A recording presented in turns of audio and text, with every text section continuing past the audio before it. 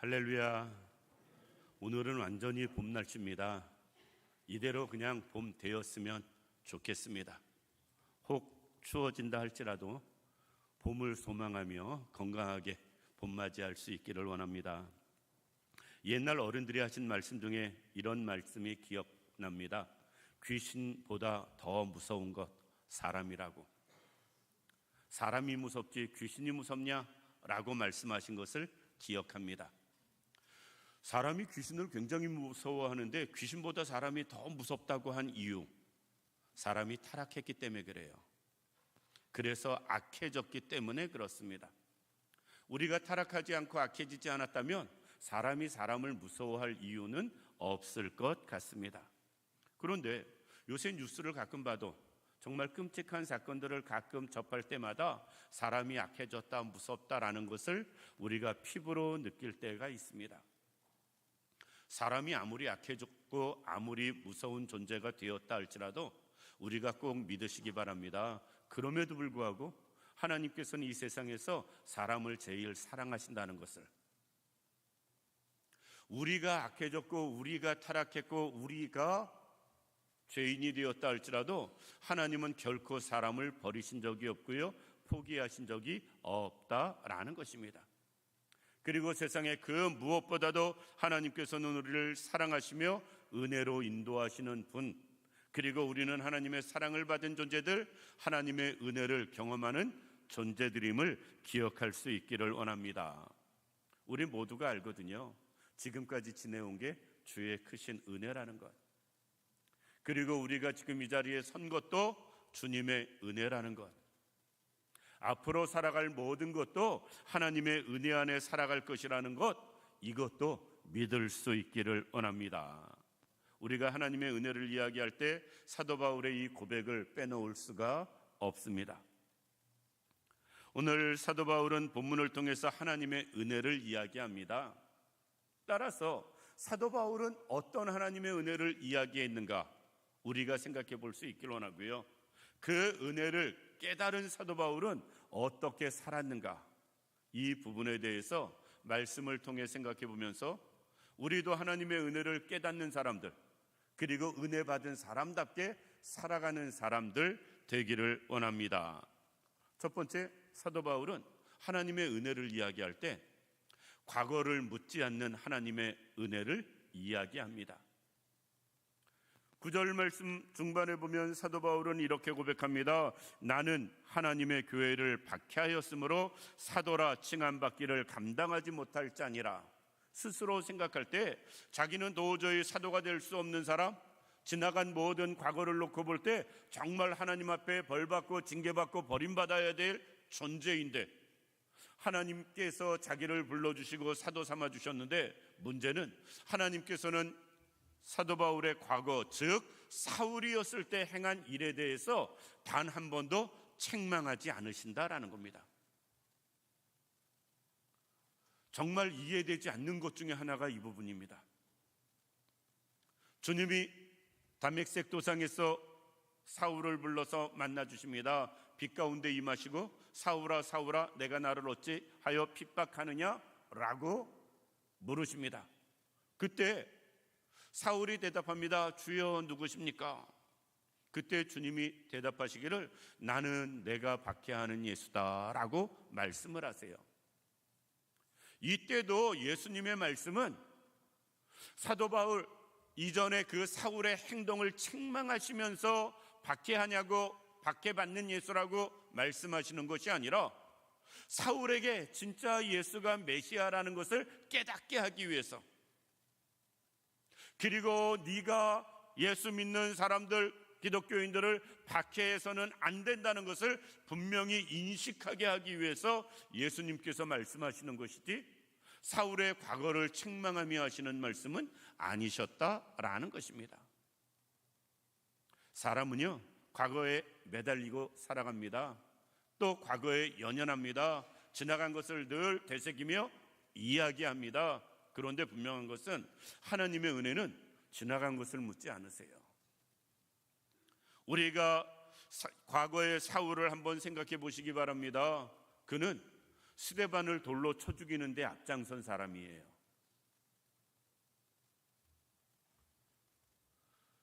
사람을 돌로 쳐 죽일 만큼, 특별히 예수 믿는 사람이라고 그러면 기겁하고 돌로 쳐 죽일 만큼 그는 정말로 예수 믿는 사람을 박해하는 사람이었습니다. 더욱이 자진해서 다메섹에 예수 믿는 사람들을 체포하기 위해서 대제사장에게 위임장을 받아가지고 지금도 예수 만나기 이전에 다메섹에 예수 믿는 사람들을 잡으러 가던 사람이었습니다. 그러다가 주님을 만났으니 주님이 그에게 하실 말씀이 얼마나 많았을까. 그 이전에 사울의 삶은 철저한 율법주의자의 삶이었습니다. 바리새인 중에 바리새인이었다. 바리새인들처럼 계속해서 예수님한테 책망받은 무리가 없는데 그 이유가 무엇이냐? 복음이 아닌 율법에 얽매여 살았기 때문에 그렇습니다. 그런데 바울은 스스로 이야기합니다. 바리새인 중에 바리새인이었다고. 그러면서 그가 행한 모든 것은 복음과 주님을 대항하는 일이었고요, 박해하는 일이었습니다. 따라서 예수님이 바울을 부르실 때, 사울을 불러 바울 만드실 때 너 과거에 왜 그랬어? 앞으로 그럴 거야 안 그럴 거야? 저 같으면 그렇게 최소한 질문이라도 해볼 것 같습니다. 너 이제 확실히 알았냐? 앞으로는 제대로 할 거냐? 그런데 주님은 그러지 않으세요. 한 번도 과거의 일을 가지고 책망하지 않으시는 모습을 볼 수 있고요, 그것을 통해서 문제 삼지 않으시는 주님의 모습을 볼 수가 있습니다. 우리는 어떠한가? 우리도 바울이 예수 믿기 이전에 사울처럼 그런 시절이 있었을 수 있어요. 예수 믿기 이전에 우리의 모습이. 그런데 우리는 사울처럼 드라마틱하게 예수님을 만나지 않았다 할지라도 예수님을 만나고 믿었고 하나님의 자녀 백성 되었는데 과연 우리가 사울처럼 완전히 변화되었는가? 사울이 변하여 바울 된 것처럼 우리가 온전한 모습으로 지금 살아가고 쓰임받고 있는가? 사실 그것도 아니거든요. 그렇게 놓고 볼 때 주님은 우리에게 하신 말씀이 무진장 많을 것 같습니다. 야, 옛날엔 그렇다 치더라도 이제 예수 만났으면, 믿었으면 바뀌고 변해야지. 신앙생활 했으면 이제 새로워져야지. 주님이 우리에게 하실 말씀은 엄청나게 많을 것 같습니다. 그런데 주님은 지나간 것 가지고 책망하지 않으시는 그런 모습을 보이고 있습니다. 이것은 정말 죄인인 우리에게 큰 은혜예요. 교회에 올 때마다, 예배 드릴 때마다 하나님이 우리 마음속에 너 도대체 왜 그랬어? 늘 그러신다면 우리가 괴로워서 살 수 있겠어요? 지나간 한 주간의 삶을 가지고 날마다 매주마다 주님이 그것을 문제 삼으신다면 주 앞에 설 수 있는 사람이 누가 있겠습니까? 그렇다고 막 살아도 되고 그냥 살아도 된다라는 말씀 전혀 아닙니다. 그럼에도 불구하고 주님이 우리를 책망하실 것 찾으시면 한없이 끝없이 많은 게 현실이기 때문에 그렇습니다. 이 자리에 있는 우리 모든 성도님들, 우리가 지금 예수 믿는 것, 이것도 하나님의 은혜입니다. 과거를 탓하지 않으시고 예수 믿기 이전에 나의 삶을 문제 삼지 않으시고 우리를 사랑으로 은혜로 인도하셔서 복음을 허락하시고 믿음을 주시고 구원의 은혜를 허락하시고 주 앞에 살게 하신 것, 이거 하나님의 은혜입니다. 이 자리에 있는 우리 모두가 이 하나님의 은혜를 경험할 수 있는 우리들 되기를 원합니다. 우리가 어떤 자격이 있어서 사울이 뭐가 대단해서 바울 된 것 아닙니다. 과거를 묻지 아니하시는 하나님, 그것을 탓하지 아니하시는 하나님의 은혜가 사울이 바울 되게 하셨다. 우리도 동일합니다. 오늘날 우리가 이렇게 주 안에 살아가는 것 하나님의 은혜입니다. 그 은혜를 온전히 누리며 살아갈 수 있는 우리들 되기를 원합니다.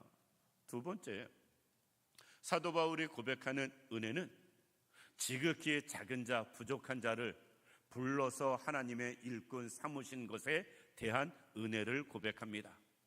9절 앞부분에 보면 나는 사도 중에 가장 작은 자라라고 고백하고 있습니다.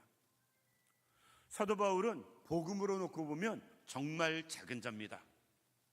율법적인 면에서는 그가 세상에서 어떠했는지 몰라도 더욱이 그의 고백처럼 사도라 칭함 받기에는 전혀 합당하지 않은 사람이었습니다.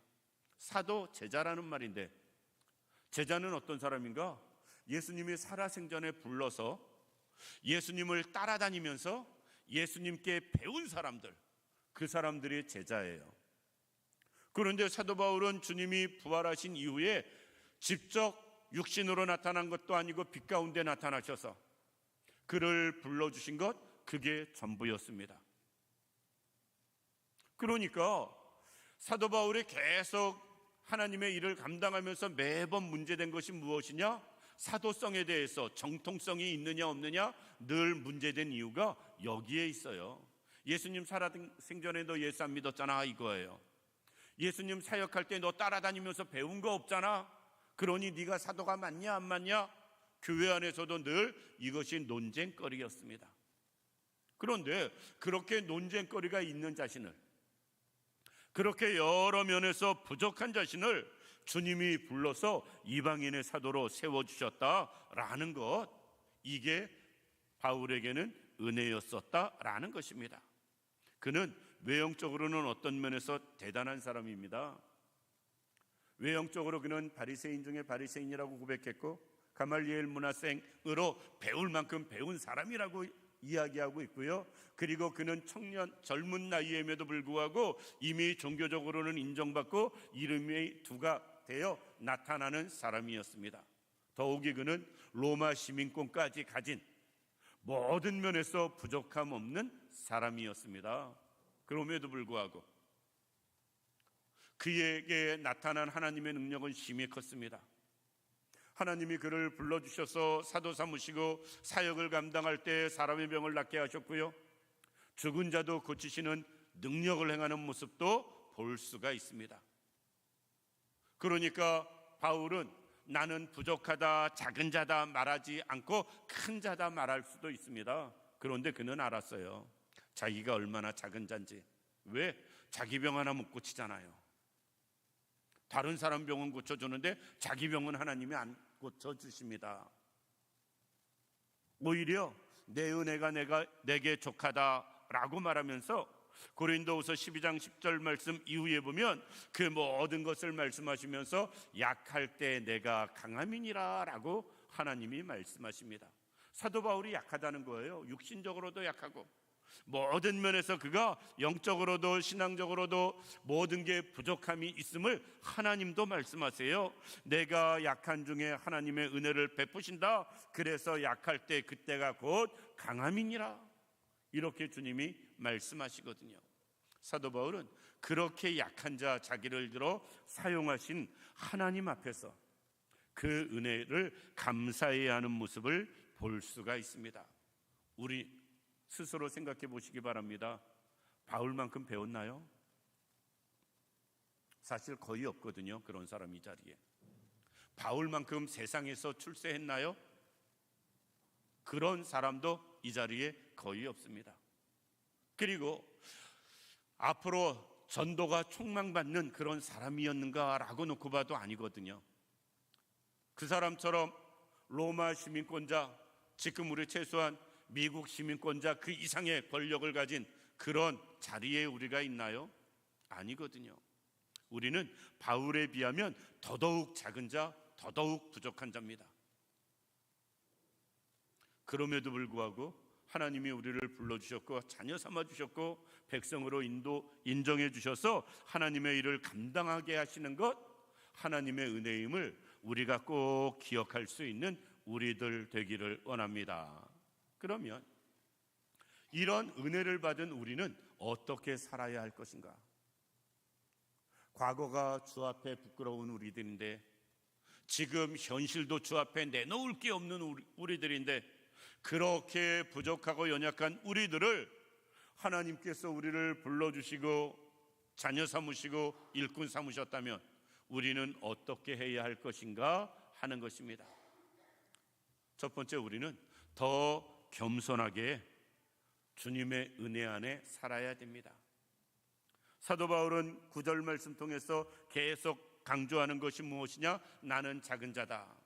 사도라고 감당할 길도 없다. 자기를 낮추는 바울의 모습을 볼 수가 있습니다. 그런데 인간적으로 따지면 예수님의 12 제자 누구도 바울만한 인물이 없었어요. 예수님의 12 제자 그 누구도 바울만큼 배운 사람도 없었고요, 집안이 좋은 사람도 없었고요, 출세한 사람도 없었고요, 그만큼 지식 학문이 높은 사람도 없었습니다. 우리가 그 상황이라면 그래도 나 정도니까 이렇게 쓰임받는 거 아니야? 라고 생각할 수 있는 그런 자리였습니다. 그런데 바울은 그렇게 생각하지 않았어요. 모든 사도보다 작은 자, 만삭되지 못하여 난 자, 낮출 수 있는 모든 말로 자기를 낮추고 겸손하게 주님만 높이는 그의 모습을 볼 수가 있다. 10절에도 이렇게 말합니다. 그러나 내가 나된 것은 하나님의 은혜로 된 것이다. 자기가 이방인의 사도 된 것, 하나님의 일을 감당하며 쓰임받는 것, 그것도 하나님의 은혜다라는 것입니다. 그 뒤에 이렇게 이야기합니다. 내가 모든 사도보다 더 많이 수고하였으나 내가 한 것이 아니요 오직 나와 함께 하신 하나님의 은혜다. 바울은 과거엔 어떠했든지 예수님을 만난 이후에, 사명을 받은 이후엔 오직 하나님만을 위해서 살았어요. 오직 주의 영광만을 위해서 살았다라는 것입니다. 왜? 자기가 너무너무 생각해 보니까 별 일 없는 자기, 부족하고 연약한 자기, 그런 자기를 사용해서 하나님께서 들어 사용하심에 감사해서 주님만 섬기는 삶을 살았다라는 것입니다. 그런데 우리는 작은 거리만 있어도 교만해지는 게 우리의 모습입니다. 다윗과 사울의 차이는 교만과 겸손의 차이였습니다. 다윗은 어떤 면에서 물론 실수한 부분도 잘못한 부분도 있지만 끝까지 하나님 앞에서 겸손함을 유지했고요, 사울 왕은 그것이 안 돼서 하나님께서 그를 버리시는 모습, 패하시는 모습을 볼 수가 있습니다. 우리도 하나님 앞에 겸손하게 섬길 수 있는 우리들 되기를 원합니다. 우리는 내가 나도 모르게 교만해지는 것 잠깐이에요. 교만하려고 마음 먹지 않았는데도 나도 모르게 어느새 나를 바라보면 교만한 자리에 있고 교만하게 말을 하고 교만하게 행동하는 우리의 모습을 볼 수가 있습니다. 그러지 않길 원합니다. 우리는 정말 하나님의 은혜를 받은 사람이라면 겸손하게 주님을 섬길 수 있는 우리들 되기를 원합니다. 겸손한 사람과 교만한 사람의 차이가 무엇일까? 특별히 예수 믿는 신앙인들 중에 겸손한 자와 교만한 자를 어떻게 구별할 수 있을까? 스스로도 어떻게 진단할 수 있을까? 여러 가지 생각해 볼 수 있습니다만 가장 간단하게 이렇게 설명드리고 싶습니다. 입만 뻥끗하면 자기 이야기하는 분들 계세요. 모든 대화의 주제가 자기인 분들이 있습니다. 죄송하지만 실로 엄청나게 교만한 분들입니다. 그런데 입만 뻥끗하면 하나님을 말하는 분들이 있습니다. 하나님을 말하는 분들은 입만 뻥끗해도 그 은혜를, 그 사랑을, 그 능력을 말하게 됩니다. 이 사람이 겸손한 사람이에요. 나는 이야기할 때, 어떤 자리에서 누구와 이야기할 때 그 이야기의 주제가 나인가 하나님인가 생각해 볼 수 있기를 원합니다. 나를 말하는 사람은 아무리 부정해도 하나님 앞에 아직까지 교만하기 때문에 나를 이야기합니다. 주님을 이야기하고 하나님을 이야기하는 자가 진정 주 안에서 겸손한 사람인 것이다 라는 것입니다. 두 번째, 사도 바울은 하나님의 은혜를 깨달은 다음에 그는 어떻게 살았는가? 10절 중반에 보면 이렇게 말씀합니다. 내가 모든 사도보다 더 많이 수고하였으나, 여기서 더 많이 수고했다, 충성했다 라는 말로 볼 수 있습니다. 사도 바울은 정말 은혜 받았다, 거기서 끝난 게 아니고요, 그 은혜에 보답하기 위해서 충성하는 모습을 볼 수가 있습니다. 바울은 앞부분에서 고린도전서 4장 2절에 맡은 자의 구할 것은 충성이니라 이야기하거든요. 그리고 그렇게 그냥 남들에게만 충성하라고 말하지 않고 자신이 충성하는 모습을 보여주고 있습니다. 그러면 우리는 충성하고 이야기할 때 어떻게 충성해야 될 것인가? 요한계시록 2장 10절 말씀 보면 죽도록 충성하라. 목숨 걸고 하는 게 충성이에요. 죽을 때까지 하는 게 충성이다. 사도 바울은 결국 로마에까지 가서 순교를 당하는 죽음의 자리까지 그는 변함없이 충성한 모습을 보여주고 있습니다. 그리고 어쩌면 다른 12명의 제자들보다 그 12명이 수고한 모든 것을 합친 것보다 바울은 더 많이 수고하며 충성하거든요. 우리가 그럴 수 있기를 원합니다. 성경의 인물들을 보면 정말 하나님 앞에 크게 귀하게 쓰임받은 사람들을 보면 다 목숨 걸고 신앙생활했어요. 목숨 걸고 신앙생활했습니다. 간단하게 예를 들어서 아브라함은 아들을 드리려고 하는 것 자기 목숨 드리는 것보다 더한 일이잖아요. 모세를 한번 생각해 보겠습니다. 모세가 바로 앞에 나가는 것, 내 백성을 보내라 라고 말하는 것, 그거 목숨 걸지 않고는 할 수 없는 말이거든요. 야곱은 압복강에서 천사와 만나 씨름할 때 목숨 걸고 씨름하는 모습 볼 수가 있습니다. 다윗도 사울왕이 자기를 그렇게 죽이려고 할 때 사울을 죽일 기회가 있음에도 불구하고 죽이지 않습니다. 그것은 자기 목숨을 거는 일이에요. 그것도 몇 차례씩 반복하며 목숨 걸고 주의 뜻을 이루며 살아가는 모습 보게 됩니다. 갈멜산에서 엘리야 선지자가 이방 선지자들과 싸울 때 850대 1로 싸울 때 목숨 걸지 않고 그 일이 가능했겠어요? 사도 바울도 결국은 목숨 걸고 복음을 전하다가 그 목숨 다할 때까지 그 일을 행하는 모습 볼 수가 있습니다. 충성은 누가 하느냐? 열심히 있는 사람이 충성하는 게 아닙니다. 왜? 열심히 있다고 그 열심히 죽을 때까지 안 가거든요. 충성도 주님의 은혜를 온전히 깨달은 사람, 그 은혜를 온전히 받은 사람이 충성하는 거예요. 죽을 때까지 충성할 수 있는 길은 그 길밖에 없다라는 것입니다. 우리가 그럴 수 있길 원합니다. 말로만 하나님의 은혜, 사랑 이야기하지 말고요, 그 은혜, 사랑 받은 삶의 모습을 충성함으로 보여줄 수 있는 우리들 되기를 원합니다.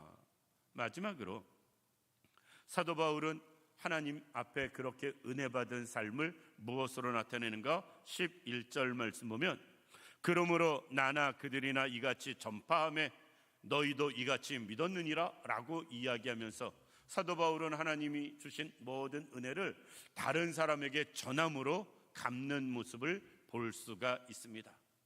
그래서 사도 바울은 예수님을 만난 이후에 그 진리를 깨닫고 은혜를 경험한 이후에 그가 죽을 때까지 오직 한 일은 복음을 전하는 일이었어요. 이게 은혜 받은 사람의 삶의 모습이 되어져야 됩니다. 먼저 복음을 받은 우리가 아직까지 하나님의 은혜를 깨닫지 못한 사람들에게 그 복음을 나누는 것, 먼저 은혜 받은 사람들이 해야 할 의무인 것입니다. 이것이 전도고, 이것이 선교고, 이것이 구제예요. 그런 것들을 통해서 우리는 하나님의 사랑을 나누며 전할 수 있는 사람 되어야 되는 것입니다. 이 일을 누가 하느냐? 하나님의 은혜를 경험한 사람만 할 수 있는 것입니다. 그래서 주님은 말씀하십니다. 너희는 온 천하에 다니며 만민에게 복음을 전파하라. 성령을 주시고 은혜를 주신 그 이후에 하시는 말씀인 것입니다. 말씀을 마칩니다.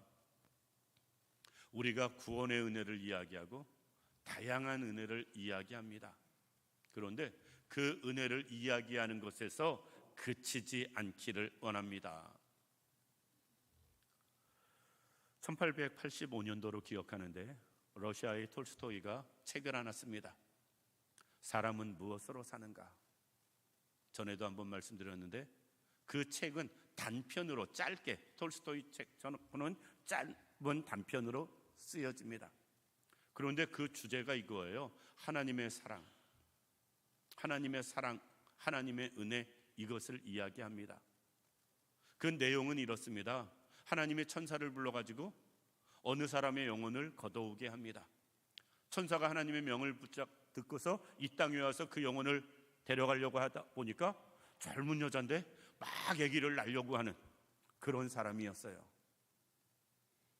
천사가 생각할 때 이 여인을 데려가면 이제 막 태어나는 갓난아기는 생각이 복잡해졌습니다. 그래서 차마 그 영혼을 못 데려가고 그냥 하늘 날아가서 하나님 앞에 이야기합니다. 아니, 그 영혼 데려오면 그 아기는 어떡하라고? 하나님, 도대체 하나님이 다른 천사를 보내서 그 여인의 영혼을 걷어오게 합니다. 그리고 말을 안 들은 그 천사는 사람의 몸으로 이 땅에 내려보내요. 그러면서 하나님이 몇 가지 말씀을 하십니다. 그 주제는 이거예요. 사람에게 주어지지 않은 것이 무엇이고 사람은 무엇으로 사는가? 사람에게 주어지지 않은 것은 미래를 알 수 없다는 것입니다.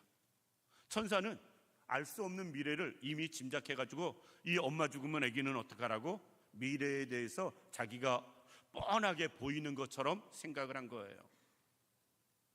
그리고 사람은 무엇으로서 사는가? 그것을 깨달을 때까지 인간의 몸으로 살게 합니다. 그리고 20년 정도 세월이 흘러요.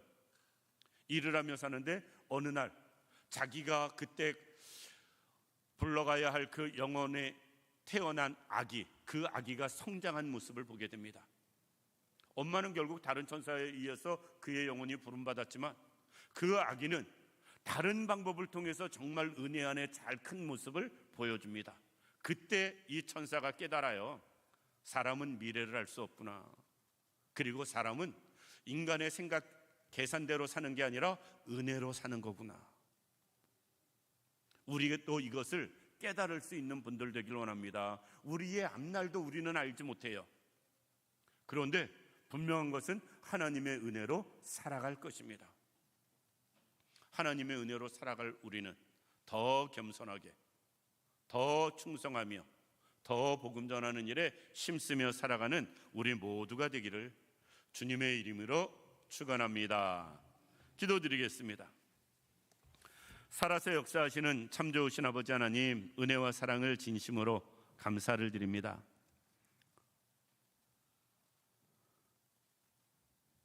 많은 허물이 있는 우림에도 과거를 책망하지 아니하시고 묻지 아니하시는 그 은혜가 우리를 주 앞에 서게 했습니다. 너무나 부족하고 연약하고 작은 자이지만 그것을 탓하지 아니하시고 들어 사용하시는 하나님의 은혜가 우리를 사용하시는 모습도 보게 됩니다. 그 은혜에 보답하며 이제 더 겸손하게 주님을 섬기는 저희들 되게 하여 주옵시고 이제 더 하나님 앞에 충성하며 쓰임받게 하여 주옵시고 더 우리의 모든 삶을 다해 복음을 전하며 나가기에 부족함이 없는 우리 모두가 되게 하여 주옵소서. 하나님이 온전히 함께 하시길 원하오며 예수님의 이름으로 기도드립니다. 아멘.